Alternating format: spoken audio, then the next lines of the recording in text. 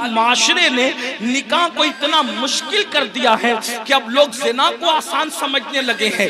نہیں، جس معاشرے میں زنا ہوگا اس معاشرے میں بیماریاں ہوگی، جس معاشرے میں زنا ہوگا اس معاشرے کے اندر بے برکتی ہوگی، جس معاشرے میں زنا ہوگا اس معاشرے میں تباہی ہوگی۔ جہاں گناہ ہے وہاں فنا ہے۔ اور ایک بات بھی عرض کر دوں، جو زنا کرتے ہیں اللہ ان کے یہاں عیبی اولاد پیدا کر، عیبی اولاد ان کے گھروں میں۔ اب کسی گھر میں عیبی اولاد دیکھنا تو قیاس مت لگا لینا کہ اس نے زنا ہی کیا ہوگا، ایسا نہیں۔ کچھ لوگوں کو بطور سزا عیبی اولاد دی جاتی ہے اور کچھ لوگوں کو بطور امتحان عیبی اولاد دی جاتی ہے۔ کسی کا امتحان بھی ہو سکتا ہے، جیسے حضرت ایوب علیہ السلام کا امتحان ہوا، اللہ والوں کا امتحان ہوا۔ تو میرے بھائیوں، زنا کی طرف نہ جاؤ اور نکاح کرو، اور نکاح جلدی کرو۔ اپنے جوانوں سے کہتا ہوں، اگر گھر والے نکاح کرنے میں تاخیر کرے تو نوجوانوں کو یہ گھر میں عرضی رکھنے کا حق ہے کہ میری شادی کر دو، لیکن حرام کی طرف نہ جاؤ۔ اور آخری میں بات سمیٹتے ہوئے عرض کروں، اگر ایسا نہیں کیا تو زنا وہ بدترین فعل ہے میرے بھائی، نسلوں تک اس کی سزا ملتی رہے گی۔ روزی میں برکت نہیں ہو سکتی، روزی میں کبھی برکت نہیں ہو سکتی، چہرے کا نور اٹھا لیا جائے گا، عمر گھٹا دی جائے گی، کہیں پناہ نہیں ملے گی۔ جنہوں نے جوانیوں میں زنا کیا ہے، بڑھاپا اس قدر ان کا دردناک ہے، وہ بستر میں منہ چھپا چھپا کر روتے ہیں، لیکن ان کو موت نہیں آتی، وہ موت مانگتے ہیں، ان کو موت نہیں آتی۔ جوانی میں پاپ کرنے والے، جوانی میں آوارگی کرنے والے، جوانی میں عیاشی کرنے والے، جوانی میں عیش کرنے والے دردناک زندگی گزارتے ہیں، کوئی پوچھنے والا نہیں رہتا، اس لیے کہ جس کی طرف سے خدا کی نظر رحمت پھر جاتی ہے ان کا کوئی پرسان حال نہیں۔ اس لیے میرے بھائیوں، آج سے پہلے اگر گندی فلم دیکھی ہو، آج سے پہلے کوئی زنا کا کام کیا ہو، آج سے پہلے کسی لڑکی سے ناجائز تعلقات رکھا ہو، آج سے پہلے کسی لڑکی کو پاپ کی نظر سے دیکھا ہو، آج کی اس محفل میں سچی توبہ کر لو، کیونکہ توبہ کا دروازہ کھلا ہوا ہے اور آج ہی کھلا ہے۔ جس دن مر جاؤ گے، روح کا جس رشتہ جسم سے ٹوٹ جائے گا، توبہ کا دروازہ ہمارے لیے بند ہو جائے گا۔ اللہ، ایک بزرگ مجذوب تھے، وہ بستی میں لوگوں سے کہتے تھے، لوگوں اللہ سے صلح کر لو، لوگوں اللہ سے صلح کر لو، لوگوں اللہ سے صلح کر لو۔ بستی میں کہتے پھرتے تھے، لیکن اللہ والوں کی بات پہ کون توجہ کرتا ہے؟ اور جب قبرستان میں دیکھا گیا تو قبرستان میں کہتے تھے، اے اللہ ان سے صلح کر لے، اے اللہ ان سے صلح کر لے، اے اللہ ان سے صلح کر لے۔ تو لوگوں نے کہا، بابا بات بستی بدلتی ہے، بات بدلتی ہے۔ آپ بستی میں کہہ رہے تھے کہ لوگوں اللہ سے صلح کر لو، اور قبرستان میں کہتے ہو اللہ ان سے صلح کر لے، جملہ کیوں بدل گیا قبرستان میں؟ بزرگ فرماتے ہیں، بابا بات یہ ہے کہ جب انسان زندہ تھا تو اللہ اس سے صلح کرنا چاہتا تھا، اللہ اس سے صلح کرنے کے لیے تیار تھا، اسی لیے کہہ رہا تھا اللہ سے صلح کر لو۔ اللہ بندے کو، زندہ بندے کو روزانہ پکار کر کہتا ہے، رات کی آخری حصے میں اللہ کہتا ہے، اے میرے بندو، رات کے پاپیوں، رات کے مجرموں، آؤ صبح پھوٹنے سے پہلے توبہ کر لو، تاکہ اپنے دامن کرم میں، دامن رحمت میں تمہیں چھپا لوں، جگہ دے دوں۔ اللہ ہر رات پہلے آسمان پر تجلی کرتا ہے جیسا کہ اس کی شان ہے، اور اپنے بندوں سے کہتا ہے، آؤ مجرموں میری بارگاہ میں توبہ کرو تاکہ میں تمہیں معاف کر دوں۔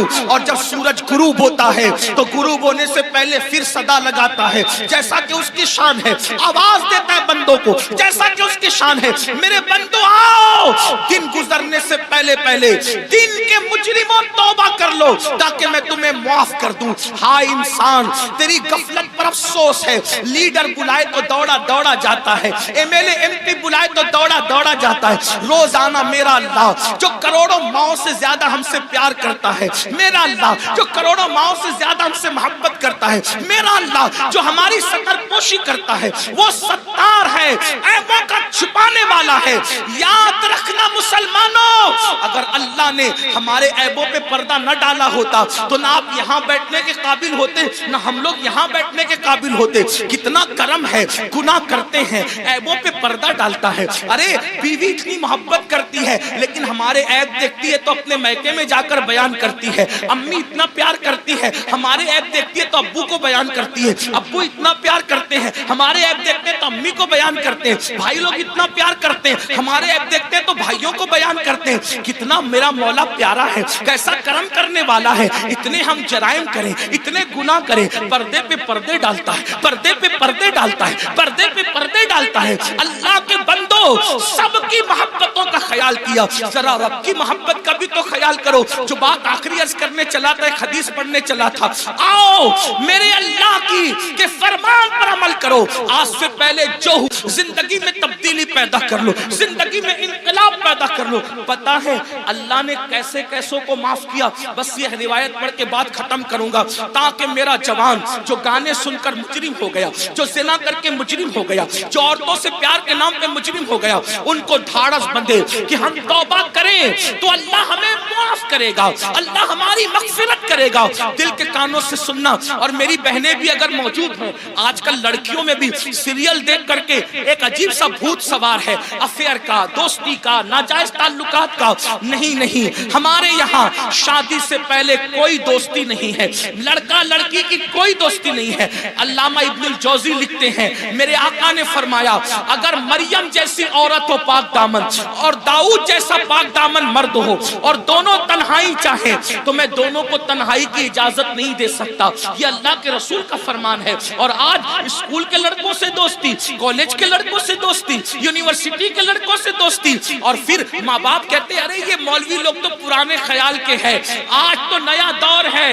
اگر میری بیٹیا کسی لڑکے سے دوستی کر رہی ہے تو کیا ہماری بیٹی ایسی پاپی ہے, ایسی مجرم ہے؟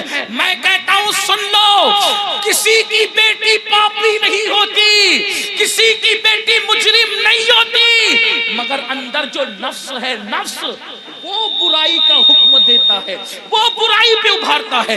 بیٹیاں کسی کے ساتھ نہ بھاگتی اگر گھروں کے اندر پردے کا نظام ہوتا, اگر گھروں میں تقدس کا نظام ہوتا, اگر گھروں میں پارسائی کا نظام ہوتا.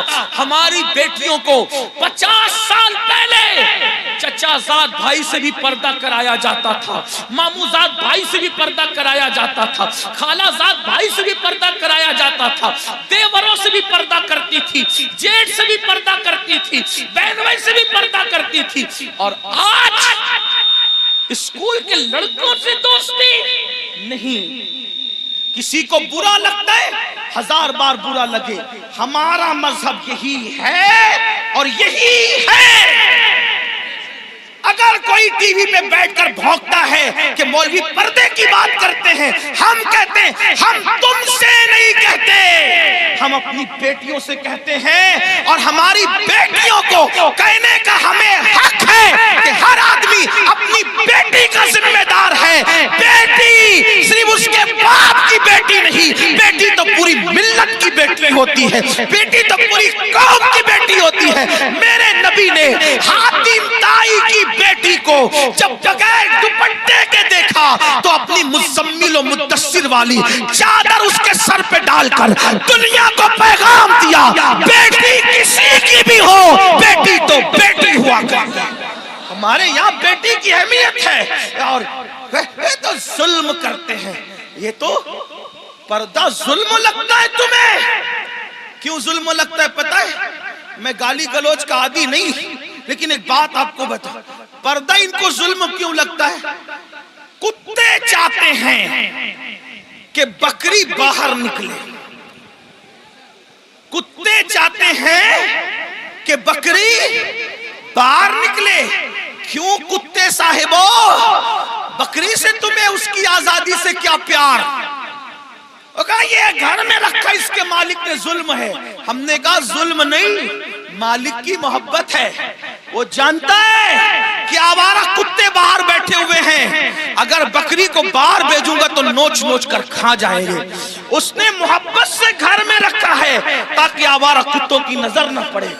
تو ایک مالک کے نزدیک بکری کی جتنی عزت ہے اس سے کروڑوں درجہ زیادہ ہمارے یہاں بیٹی کی عزت ہے۔